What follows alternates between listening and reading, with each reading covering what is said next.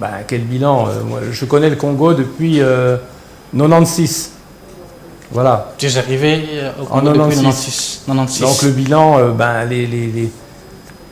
je pense que le Congo s'est énormément développé depuis. Donc ça n'a pas cessé. Donc pour moi, le bilan global au niveau national, il est bon. Voilà. Maintenant, je souhaite que ça continue. Voilà. Voilà. Vous souhaitez que ça continue. Est-ce que vous avez un mot à placer à ce qui concerne Rayon ouvert? Bah, en tant qu'actionnaire, on n'est pas habilité à parler. Normalement, c'est le directeur général. Très bien. Ou la gérante.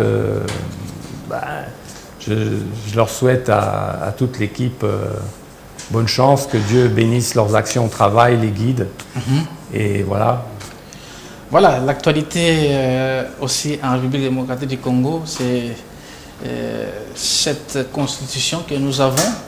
Et cette constitution qui a des articles jusque-là obsolètes. Donc il y a beaucoup d'intellectuels qui pensent qu'il faut la revoir. Bon, vous n'êtes pas congolais, vous êtes un sujet français.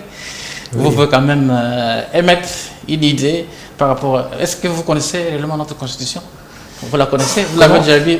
Oui, j'ai traversé la Constitution. De toute façon, la Constitution, c'est la mère des lois. Oui. Mais vous avez dit elle était obsolète par rapport à un article spécifique. Il y a des articles, par exemple, quand on rédigeait cette Constitution, M. Philippe, c'était dans un temps donné. Et il y a aujourd'hui, comme on a toujours dit, autre temps, autre mœurs, il y a lieu donc les intellectuels pensent qu'il faut la retoucher. Bon, si vous voulez, je vous donne mon point de vue neutre, je veux dire, ensuite, bon, je suis prince coutumier, donc j'échange beaucoup avec le roi, avec mon entourage. Si vous voulez... je pense qu'il y a un premier fait qu'il faut accepter.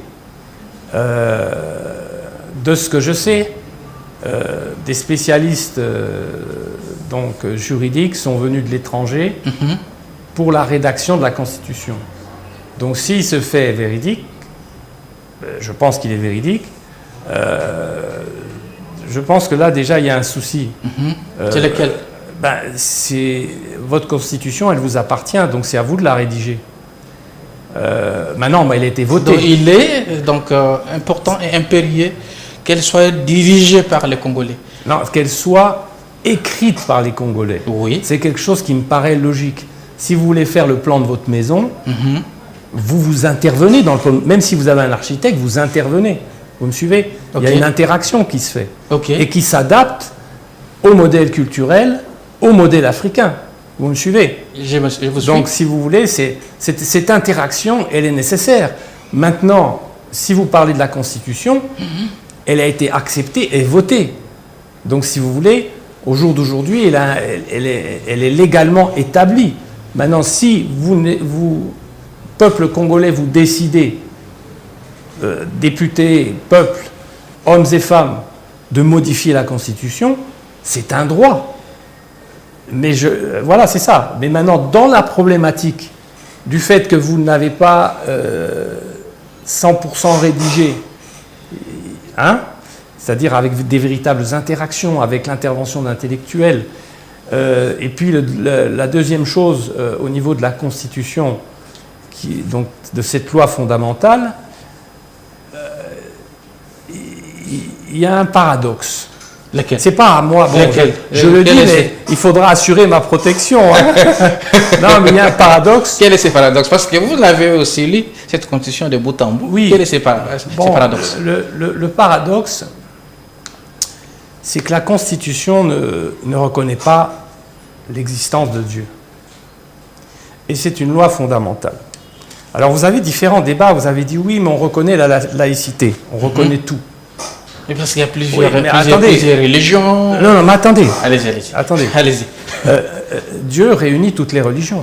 Si vous demandez à un musulman, Dieu existe, il va vous dire oui. Si vous demandez à un juif, il va vous dire oui. Si vous demandez à un chrétien, il va vous dire oui. Si vous demandez à un protestant, il va vous dire oui. Puisque la majorité je crois en pourcentage, vous priez Dieu tous.